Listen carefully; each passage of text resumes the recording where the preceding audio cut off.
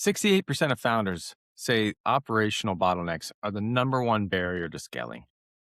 The other 32% just haven't named it yet.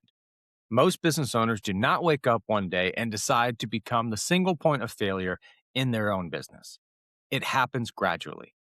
Year one habits become year five habits. Year five habits become the structure. And by the time it feels like a problem, it has been the structure all along. Here is the bottom line before we get into this. If your business cannot run without you, that is not a people problem. It is a leadership and systems problem. Today, I want to give you a diagnostic, not a framework, not a strategy deck, but 5 signs. If you recognize 2 or more of these in your own business, you have a leadership or a systems problem. And you probably did not have a name for it until right now. Before we get into them, let me tell you something I saw recently. I was talking with a founder, 30-person team, a GM in place, supervisors across every department. On paper, it was a well-run business.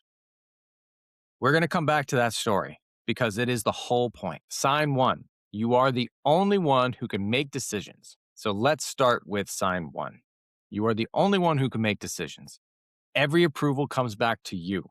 Every client issue, every personnel question, every vendor dispute. Your team has learned, whether you taught them directly or not, that the right answer is to wait for you.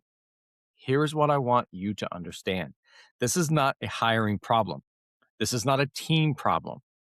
This is a leadership gap. Your business does not have a decision rights framework. You are the default authority for everything. And the longer that is true, the harder it gets to change. Now, let me ask you this. Name the last time, the last significant decision your team made without you. Not a small one, but a real one. One where the outcome actually mattered. Now, if you had to think about that for more than a few seconds, that is your answer. So sign 2 is revenue is growing, but it doesn't feel like it. This is the one that confuses people the most. The number is going up, right? That's what we want. So why does it feel harder? Here is what is happening. The business is scaling its revenue model, but it's not scaling its operating model. It's not scaling its operating model. The two have come apart. And when your operating model cannot keep up, every new dollar of revenue costs more than it should to deliver. So the more clients means more decisions, right? All coming through you. More team means more questions goes through you. More revenue means more complexity, and you are the one absorbing all of it. Now, be honest with yourself right now. Is your business growing or are you growing? If you took yourself out of the equation, would the growth continue? Here is where the numbers get real. Founder-dependent businesses receive 30 to 50% lower valuations than businesses with operational independence. At 3 million EBITDA, an owner-dependent business trades at 3 to 4 times, roughly $9 to $12 million. Sounds great, right? But that same business with operational independence trades at 7 to 8 times, $21 to $24 million. The gap is what owner dependency actually costs. Sign 3. You can't take a real vacation. Or when you do, things break, right? The vacation test is the simplest diagnostic I know. If you cannot be genuinely unreachable for 5 business days without the business degrading, your revenue dropping, everything breaking, you have a systems problem, right? Not a cash problem, not a talent problem, a systems problem.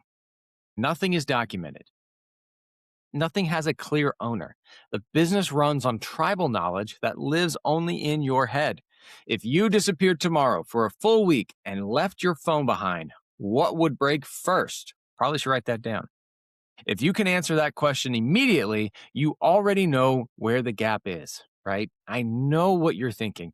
I'll get there eventually when things calm down, right? When I finally get some time, I just need to get through tax season. I just need to get through the next quarter. I just need to get through wrapping up XYZ project, right? There's always something preventing you from looking at this. But here is the thing. It never calms down unless you build the calm into it.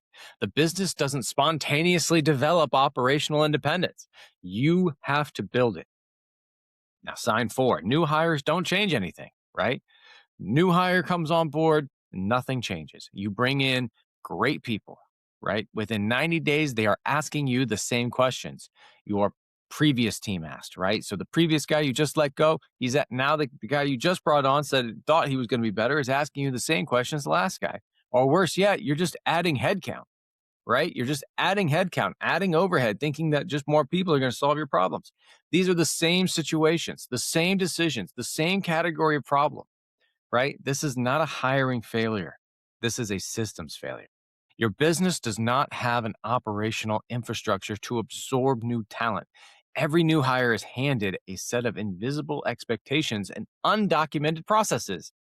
And when they cannot read your mind, you conclude you cannot find good people, right?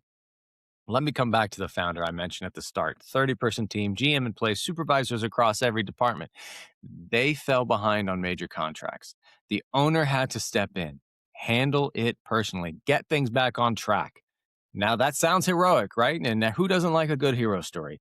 But the way I understand it, it's the why, right?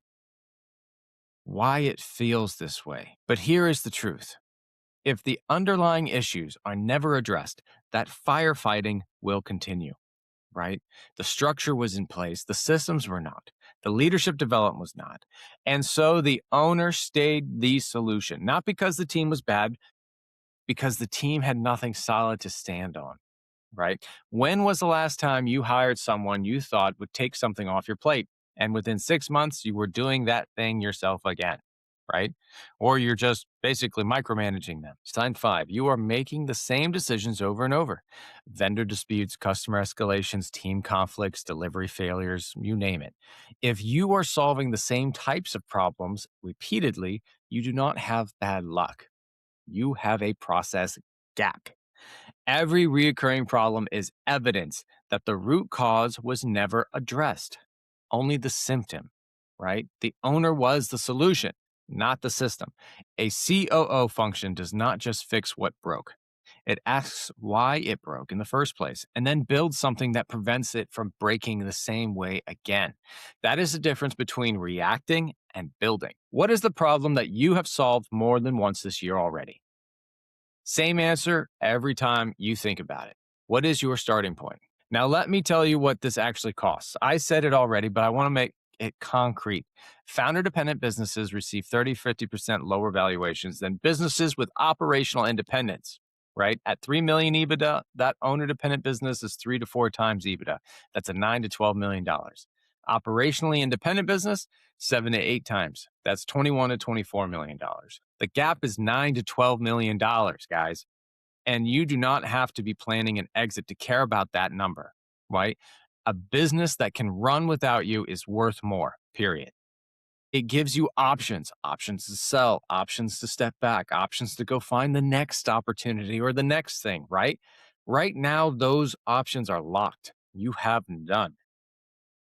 If you recognize 2 or more of those 5 signs, I want you to know something. Your business is not broken, right? It has a structural gap, a leadership gap, a systems gap, or both. The gap has a name now, and named problems get solved. Unnamed ones just keep taking up space. That is exactly what a fractional COO does. Not a full-time hire, not a consultant handing you a 200-page report that you never look at or nothing matters, right? Nothing changes. It's a 90-day engagement, not a year-long hire. We build it with you. You do not have to figure this out alone.